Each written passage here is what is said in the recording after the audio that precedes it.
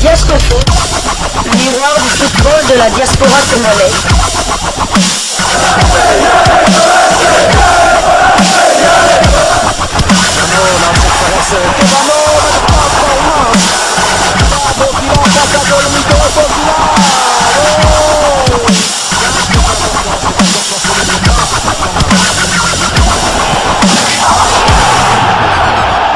Diascofoot, le miroir du football de la diaspora congolaise. Vous êtes sur Diascofoot, le miroir du football de la diaspora congolaise. Diascofoot vous dit bonjour, tout le plaisir est pour nous de vous retrouver, mais surtout de savoir que vous êtes nombreux en train de suivre votre chaîne YouTube dédiée uniquement aux footballeurs de la diaspora congolaise. C'est l'heure de partager avec vous quelques informations concernant la tanière de léopards de la République démocratique du Congo. Les léopards qui vont affronter le 18 juin prochain les panthères du Gabon dans le cadre de la 5e journée des éliminatoires de la CAN Côte d'Ivoire 2023. Un match décisif pour les fauves congolais qui, en cas de défaite, seraient quasi éliminés de cette compétition. Alors nous allons donc vous donner un écho de notre adversaire. Les Panthères du Gabon déjà à Paris pour préparer le match face à la République démocratique du Congo. Le programme des Panthères a été respecté. Hier mercredi, ça a commencé en France la mise au vert pour préparer l'avant-dernière journée des éliminatoires de la CAN Total Énergie Côte d'Ivoire 2023 face au léopard de la RDC. C'est à l'hôtel de Atrium, non loin de l'aéroport Charles de Gaulle, que les Panthères ont finalement posé leurs valises pour cette première partie du stage. Pour ce premier jour de regroupement, on note déjà dans la tanière l'arrivée de Pierre-Emerick Aubameyang, de Bruno Ekole Manga, de Jim Alevina, de Biogo Poko, de Léod Paloun, de Johan Obiang, de Jean-Noël Amonom, d'Aaron Boumpenza, de Do Marcolino, de Uchanga et les autres qui vont donc rejoindre au fur et à mesure.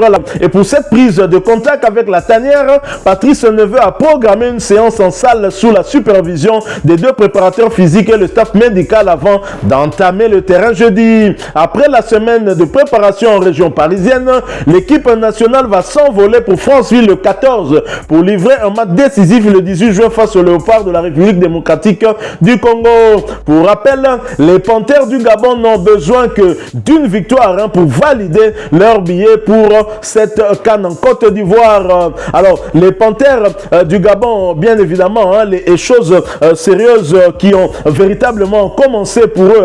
Et le matin de ce jeudi, le groupe s'est scindé en deux pour une séance d'entraînement en salle. Après le déjeuner et une collation, le travail sur le terrain va véritablement commencer cet après-midi pour les poulains de Patrice Neveu. Pour maintenir le groupe physiquement au point, le sélectionneur gabonais Patrice Neveu s'est attaché les services d'un deuxième préparateur physique comme lors de la dernière CAN au Cameroun. Autant dire que le technicien français met toutes les chances de son côté pour préparer ce match face à la RDC, un match plus que décisif pour la qualification. Rien de grave à signaler par ailleurs à l'infirmerie pour le moment. Voilà donc les Panthères du Gabon qui ont respecté leur programme et les léopards font de même, bien évidemment, puisque le sélectionneur manager Sébastien Desabre séjourne déjà du côté du Cameroun et le reste du staff technique va donc le rejoindre ce 8.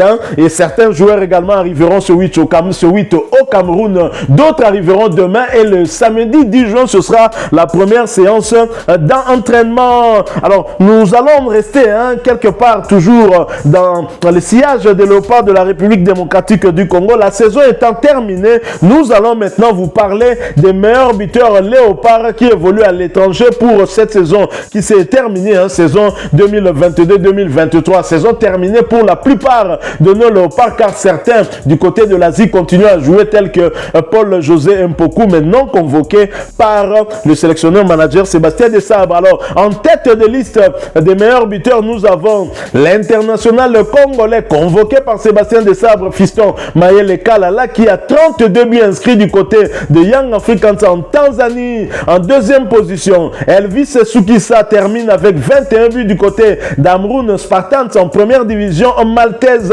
Kabongo Kasongo, troisième meilleur buteur avec 19 réalisations du côté de Sakaryaspor en deuxième division turque. Cédric Bakambu, quatrième avec 18 buts inscrits du côté de l'Olympiakos en Super League grecque.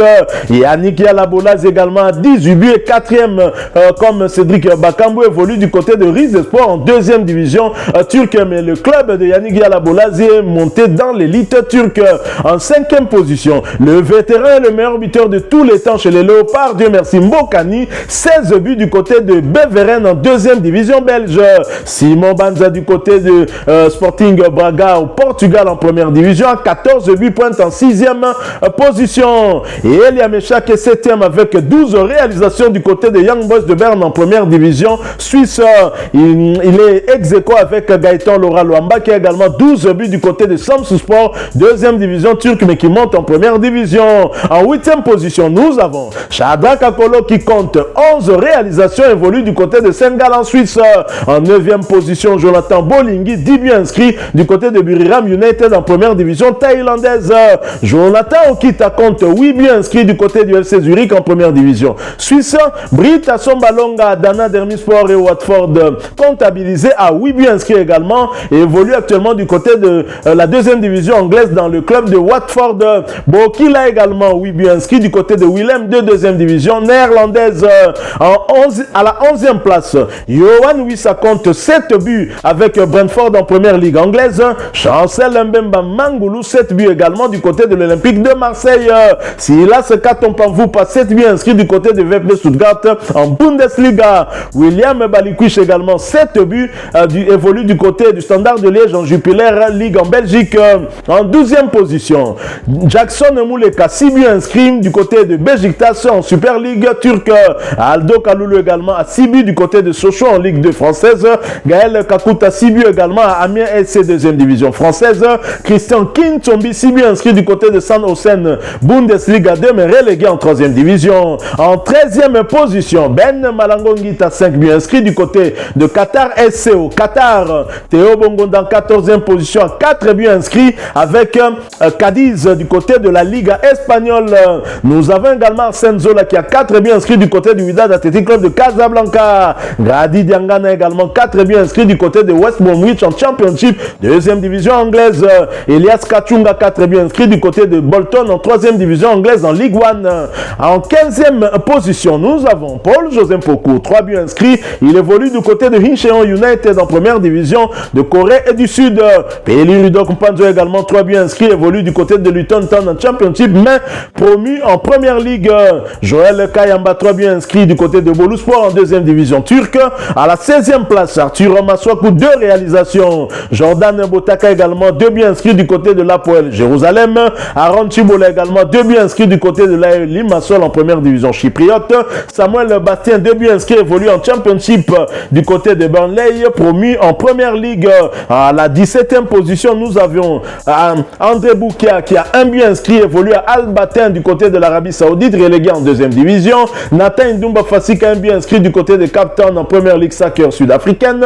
Janeli Mboula 1 but inscrit à Tuzlaspor du côté de la deuxième division turque. Joris Kayembe 1 but inscrit du côté de Charleroi en Jupiler League, mais qui est désormais joueur de Genk. Merveille Bopé 1 but inscrit du côté de Standard de Liège en Belgique.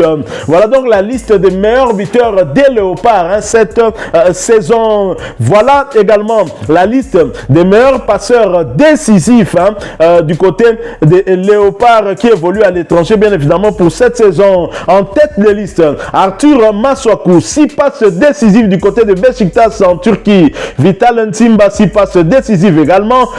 James Dieu merci Mbokani, 6 passes décisives également du côté de la deuxième division belge. Et Elvis Sukisa compte également 6 passes décisives. Amrun Spartans, première division maltaise. William Balikwish vient en deuxième position avec 5 passes décisives, évolue au Standard de Liège en première division belge. Shadrack Akolo également 5 passes décisives à Sengal en Suisse.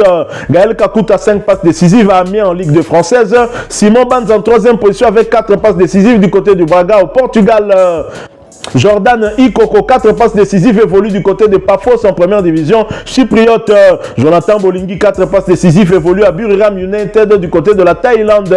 Elias Kachunga également, 4 passes décisives du côté de Bolton en 3e division anglaise.